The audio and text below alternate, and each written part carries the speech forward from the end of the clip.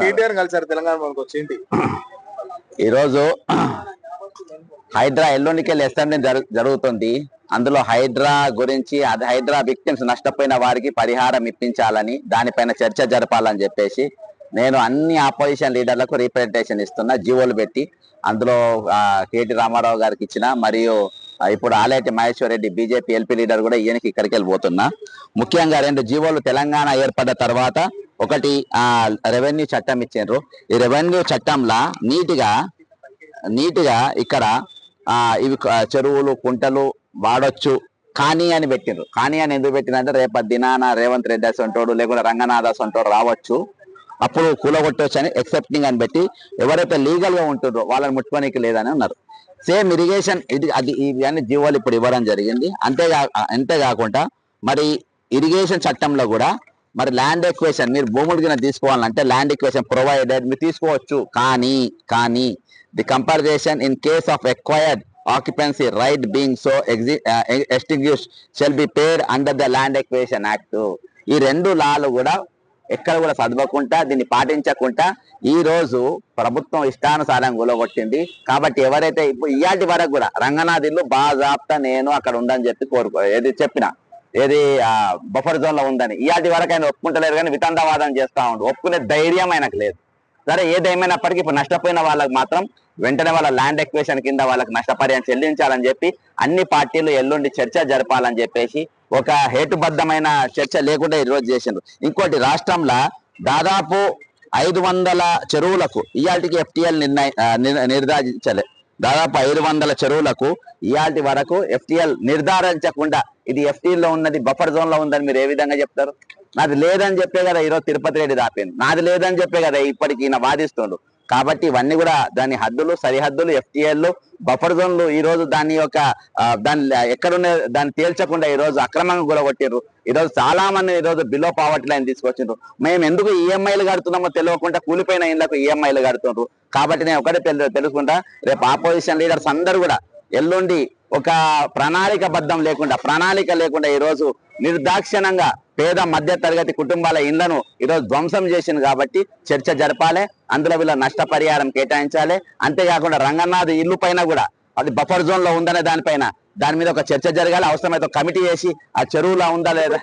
High court కూడా guide lines ఉన్నాయి కదా, చెరువులు గుంటలు ఆక్రమించడం పూర్తి వాళ్ళకి ఏం అవసరం లేదు. కానీ ఈ చట్టాలు ఉన్నాయి, ఇవి దాటిపోవద్దని కూడా ఉన్నాయి కదా. ఈ చట్టాలు ఇవి చట్టం చేసినది ఇరిగేషన్ చట్టం అయినా కానీ ఈ 2 చట్టాలు నష్టపరిహారం ఇవ్వాలని ఉన్నది. మరి దేనికైతే ఇప్పుడు వీళ్ళే చెప్తుంది కదా, దీనికి 500 చెరువు అసలు FTL ఎక్కడ నిర్ధారించి మీరు గులగొట్టిండ్రు? దీనికి బఫర్ జోన్ ఎక్కడ నిర్ధారించారు? దాని దగ్గర మీ కౌంట్ ఉందా? మీ దగ్గర లెక్క ఉందా? లెక్క లేకుండా ఎంత గులగొడతారు? కాబట్టి ఈ రోజు వాళ్ళ దగ్గర ఆ మ్యాప్ నేను చూపెట్టినా కదా, మరి రంగనాథ్ ఇల్లు ఎందుకు గులగొడతలేరు? ఈ రోజు వాళ్ళ ఇల్లు ఎందుకు వారి తిరుపతి రెడ్డి ఇల్లు ఎందుకు గులగొడతలేరు? ఈ రోజు వాళ్ళ ఒక టార్గెట్ ప్రకారం ఎవరిని చేయాలనో ఎవరిని గులగొట్టాలనో ఒక టార్గెట్ ప్రకారం చేసుకుంటుండ్రు. కొన్ని ఫార్మా కంపెనీలు బిల్డర్లను భయపెట్టించి వాళ్ళ దగ్గర వసూళ్ల దందా చేసిండ్రు. ఈ రోజు సరే నువ్వు ఏ దందా చేసుకుంటావో చేసుకో, నువ్వు దందా చేస్తున్నావు నాకు తెలుసు, కానీ ఈ రోజు వీళ్ళకి మాత్రం నష్టపరిహారం ఇవ్వాలి. దీనికోసం అసెంబ్లీలో చర్చ జరగాలని చెప్పేసి నా ముఖ్యమైన ఉద్దేశం. దీనికోసము ఎన్ని పార్టీల ఇళ్ళని దొక్కుతా ఎంతమంది దగ్గరకైనా పోతా. మీరు చెప్తున్న కరెక్ట్. హైడ్రా చెప్తుంది ఏంటంటే ఆక్రమిత స్థలాలు మాత్రమే కూర్చున్నారు, ప్రభుత్వ స్థలాలు లేకపోతే చెరువులు పార్కులు వాళ్ళు చెప్తున్నారు కదా. మరి అందుకనే మరి రంగనాథ్ ఇల్లు కూడా అలానే ఉందంటున్నారు కదా, మరి అదెందుకు గులగొట్టారు? ఈ రోజు ఎందుకు ప్రయత్నం చేస్తుండు? ఎందుకు ప్రయత్నం చేస్తుండ్రు? నా పేరు చెప్పి ఎక్కడెక్కడ ఫోన్లు చేస్తుండ్రో నాకు చేస్తుండ్రు వేరే వాళ్ళ వీళ్ళకు అర్థమైందా? జడ్సన్ అంటే చెప్తే అట్లా చేస్తారు, ఇట్లా ఏమో మాట్లాడుతుండ్రు. కాబట్టి ఈ రోజు ఏమున్నా కానీ ఎవరికి ఆయనకంత సీన్ లేదు. ఆయన పోక ఆయన రూల్ ప్రకారం పనిచేస్తారు. సిన్సియర్ ఆఫీసర్ కాదని తేలిపోయింది. ఆయన ఇల్లు బఫర్ జోన్ లో ఉందని తెలిసిపోయింది. ఆయన ధైర్యం లేదు. ఇప్పటిదాకా పిరిగి పందలేక భయపడుతుండ్రు. స్టూడియోలో ఎంబడి తిరుగుతుండ్రు. నా ఇంటర్వ్యూ తీసుకొని నా ఇల్లు బఫర్ జోన్ లో లేదు, నా ఇల్లు FTL లేదని గుండెలు బాధకుండా చెప్పుకుంటే తిరుగుతాడు. అంతమించిన దురదృష్టం నేనైతే నా ఇల్లు బఫర్ జోన్ లో ఉందని నిరూపిస్తా 2 నిమిషాలు కూలగొట్టుకుంటాను. 2 నిమిషాలు. సిన్సియర్ కాదబ్బా, అంత డ్రామా అది. సిన్సియర్ లేదు. సిన్సియర్ ఉన్నట్టు స్టూడియోలో పొట్ట తిరుగుతారా? స్టూడియోలో పొక్కన తిరుగుతారా అబ్బా? వాళ్ళందరినీ పిలుచుకొని ఈరోజు ప్రెస్ మీదలో చెప్పుకుంటాడా? ఈ రోజు ఇవాళ ఇంకా చాలా ఉన్నది. ముందు ఇంకా చాలా తీస్తా. ఆయన ఎన్ని అక్రమాలు చేసిందో ఏంటని ముందు తీస్తా. ఆయన అదొక చిన్న అంశం అయినది. కాకపోతే పెద్ద అంశం ఏంటంటే ఈ రోజు నష్టపోయిన ఎవరైతే మధ్య తరగతి వాళ్ళు ఉన్నారో, ఎవరైతే కూలిపోయిన ఇండ్లకు EMIలు కడుతుండ్రో వాళ్ళకు మాత్రం నష్టపరిహారం ఇవ్వాలి. అదే ఏ చట్టం అయితే అది చెప్తుందో ఆ చట్టం జీవోలే ఇప్పుడు KTR రామారావు గారికి ఇచ్చిన, ఇప్పుడు BJP LP దగ్గర కూడా పోతున్నా, ఆయన కూడా ఖచ్చితంగా ఇస్తా. వీళ్ళందరూ కూడా మాట్లాడాల్సిన అవసరం ఉందని చెప్పేసి నా ఆలోచన. Thank you brother.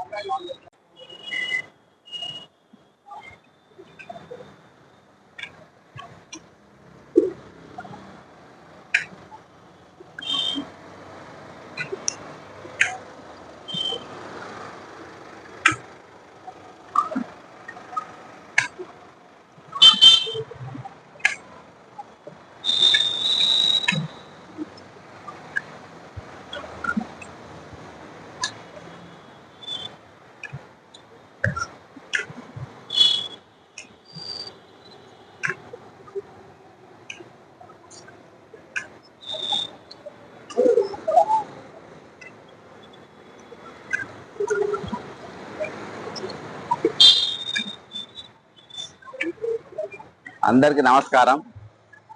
ఈరోజు ఇంతకుముందే TRS LP leader working president అయినటువంటి కల్వకుంట్ల తారక రామారావు గారిని మరి తెలంగాణ భవన్లో కలవడం జరిగింది. అంతేకాకుండా మరి BJP LP leader Maheshwar Reddy గారికి కూడా మరి సేమ్ అదే రిప్రజెంటేషన్ ఇవ్వడం జరిగింది.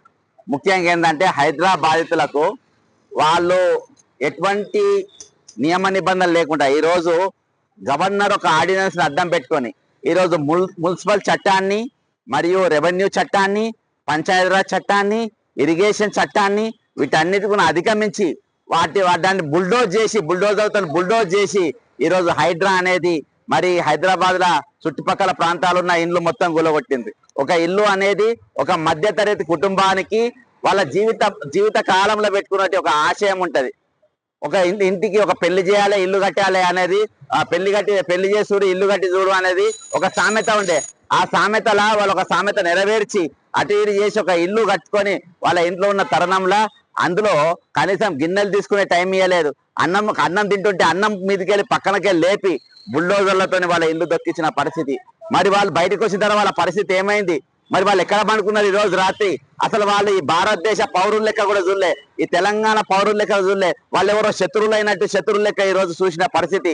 కాబట్టి అంత భయానకంగా వాళ్ళ గూలగొట్టింది. కాబట్టి ఈ రోజు ఇప్పటి వరకు కూడా నేను దీన్ని ఈ 3 నెలలకెళ్ళి మరి ఇదే ఆపరేషన్ పైన ఈ రోజు ఉండడం జరిగింది. నేను ఒకటే చెప్తున్నా, ఈ రోజు రెవెన్యూ చట్టం ఏమని చెప్పింది. నేను ఈ రోజు మరి BRS LP లీడర్ కు, BJP LP లీడర్ కు రేపు 9వ తారీఖు అసెంబ్లీ జరగబోతుంది. కాబట్టి మరి ఇల్లు కోల్పోయిన వారందరికీ, ఇల్లు కూలగొట్టిన వారి అందరికీ, కూలిపోయిన ఇండ్లకు EMIలు కడుతున్న వాళ్ళందరికీ కూడా ఈ రోజు ప్రభుత్వం నష్టపరిహారం చెల్లించాలని చెప్పేసి మరి నేను తెలియజేసుకుంటున్నా. రెవెన్యూ చట్టం నీట్గా చెప్తుంది. ఈ 2 పదాలు చదవకుంటా. ఎందుకంటే రేపటి దినాన వచ్చే రోజుల్లో మరి రేవంత్ రెడ్డి అసంటోడు ముఖ్యమంత్రి కావచ్చు, రంగనాథ్ అసంట అయినా మరి హైడ్రా కమిషనర్ కావచ్చు, మరి ఇవి కూలగొట్టవచ్చు అని చెప్పి అనుకొని ఆ రోజు మరి చెప్పిండ్రు. ఏమని చెప్పిందంటే ఇక్కడ చూసిన విధులకు కూడా నేను చాలాసార్లు చదివిన. ఇక్కడ all lands reverse, streams, tanks, ponds, canals, lakes and flowing property of rights aspirating thereto are the property of the government. ప్రభుత్వం ఇవన్నీ ప్రభుత్వం చెందిన, కానీ ఎక్సెప్టింగ్, ఎందుకు ఎక్సెప్టింగ్ అని పెట్టింది? రేపు రేవంత్ రెడ్డి అంటే చీఫ్ మినిస్టర్ కావచ్చు, రంగనాథ్ హైడ్రా కమిషనర్ రావచ్చు, పేదోళ్ళ ఇల్లు కూలగొట్టవచ్చు. కాబట్టి ఎక్సెప్టింగ్ అని పెట్టి those belonging to persons or class legally capable of holding property and to the extent so far as the such rights are established. అంటే వాళ్ళకి హక్కులు ఉన్నాయి, అంటే నువ్వు నష్టపరిహారం ఇవ్వాలి. అదే విధంగా ఇరిగేషన్ చట్టం ఏం చెప్పింది, ఇవన్నీ చట్టాలు పెట్టి నేను ఇరిగేషన్ చట్టం కూడా ఈరోజు ల్యాండ్ ఎక్వేషన్ యాక్ట్ తోని మీరు ప్రొవైడెడ్, అంటే మీరు ఇవి మీయే కానీ provided that compensation in case of acquired occupancy right being so extinguished shall be paid under the land acquisition act. నేను ఇదే అడుగుతున్నా, రేపు అసెంబ్లీలో జరగబోవాల్సిన చర్చ ఏంటంటే హైడ్రా బాధితుల తరపున జరగాలి. దాదాపు కొన్ని లక్షల మందిని నిరాశ్రయాలను చేసిండ్రు, లక్షల మందిని రోడ్ల పాలు చేసిండ్రు, లక్షల మందిని రోడ్ల మీద వేసిండ్రు. కాబట్టి ఈ రోజు వాళ్ళందరూ కూడా నష్టపరిహారం ఇవ్వాలని చెప్పేసి ఈ చట్టం చెప్పింది. తెలంగాణ రెవెన్యూ చట్టం చెప్పింది, తెలంగాణ ఇరిగేషన్ చట్టం చెప్పింది, ఈ రోజు రైట్ టు ఇమ్యూజ్మెంట్ యాక్ట్ అనేది ఒకటి ఉన్నది, ఆ యాక్ట్ కూడా చెప్పింది. కాబట్టి ఈ రోజు గవర్నర్ దగ్గర ఎక్కడ కూడా ఇల్లున్నోళ్ళ ఇల్లు కూడా కొట్టమని చెప్పలేదు, ఇల్లున్నోళ్ళ ఇండ్ల దగ్గర బయట దాని స్ట్రక్చర్స్ కూలగొట్టమన్నారు కానీ ఇంట్లో కూలగొట్టమని చెప్పలేదు. దీని మీద అసెంబ్లీలో చర్చ జరగలేదు. చర్చ జరగకుండానే ఈ రోజు గవర్నర్ దగ్గర బిల్లు పాస్ కాకుండానే మీరు ఒక ఆర్డినెన్స్ తీసుకొచ్చి ఇంతమంది రోడ్ల పాలు చేసిండ్రు. కాబట్టి నేను మరి బీజేపీ ఎల్పీ లీడర్ గారు మహేశ్వర్ రెడ్డి గారు, మరియు అంతేకాకుండా బీఆర్ఎస్ ఎల్పీ లీడర్ కేటీఆర్ గారు, ఈ ఇద్దరు కూడా నేను రిప్రజెంట్ చేసిన. వాళ్ళు రేపు అసెంబ్లీలో ప్రభుత్వాన్ని నిలదీయాలి, ప్రభుత్వంలో చర్చ జరగాలి. ఇల్లు కోల్పోయిన వారికి, ఇల్లు కూలగొట్టిన వారికి, హైడ్రా బాధితులందరికీ నష్టపరిహారం చెల్లించే విధంగా వచ్చే అసెంబ్లీ జరగాలని కోరుకుంటూ సెలవు తీసుకుంటున్నా. జై తెలంగాణ, అమరవీరులకు జోహార్లు.